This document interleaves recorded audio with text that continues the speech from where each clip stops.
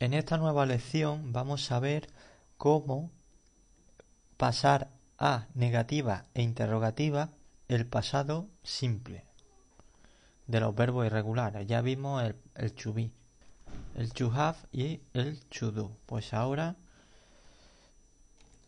negativa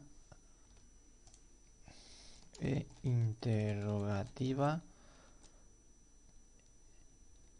en pasado simple. Pues bien, lo que vamos a hacer es ver la fórmula general para que quede todo más claro. Entonces aquí tengo fórmula general. Entonces, vamos a ver. Bueno, vamos a empezar primero con el negativo.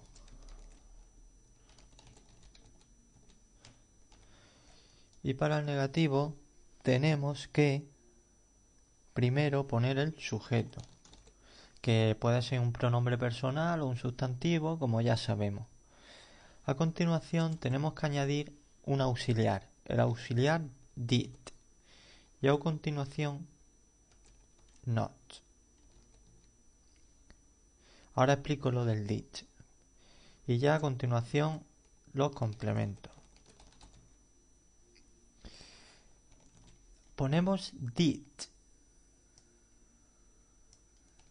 A ver, un momento. Antes de los complementos tendríamos que poner el verbo. Ahora sí. Y según esta fórmula general tendríamos que poner did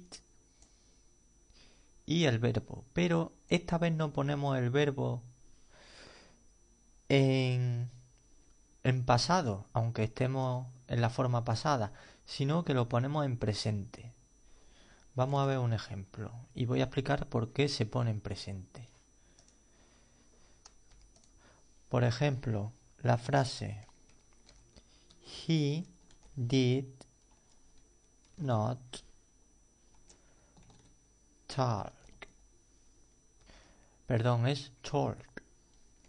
Esta palabra que significa hablar.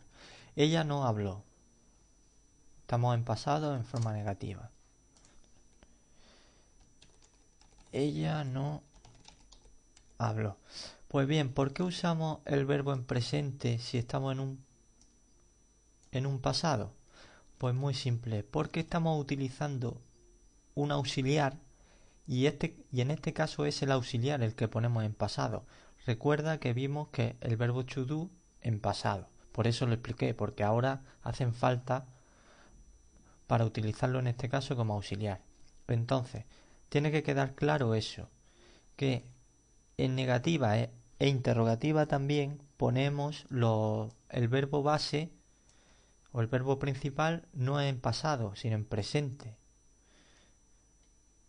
Y a continuación el verbo auxiliar ya sí en pasado. Perdón, esto no en presente, sino en la forma base del verbo. Recuerda que es igual que el infinitivo, pero sin to. Ahora podemos empezar a ver la interrogativa. Pues bien, para la interrogativa tenemos primero el auxiliar. En este caso, el pasado del verbo do, que es el que actúa como auxiliar. Le sigue el sujeto, a continuación el verbo y ya por último complementos. Vamos a ver una frase de ejemplo como de costumbre. Por ejemplo, podríamos decir ¿hablaste ayer? Por ejemplo, Did you talk yesterday?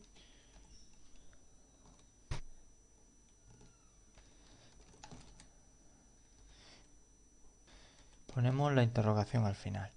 Aquí, como vemos, otra vez tenemos el verbo no en pasado, sino en su forma base. ¿Por qué? Porque tenemos el auxiliar did. ¿Hablaste ayer? ¿Cómo podríamos pasar esta frase interrogativa que es afirmativa en negativa? Pues muy fácil, añadiendo entre did y el sujeto not.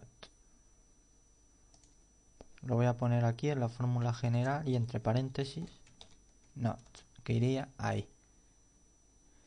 Entonces lo ponemos. Y sería, ¿no hablaste esto ayer? También lo podemos contraer, como ya sabemos, y seguiría significando lo mismo.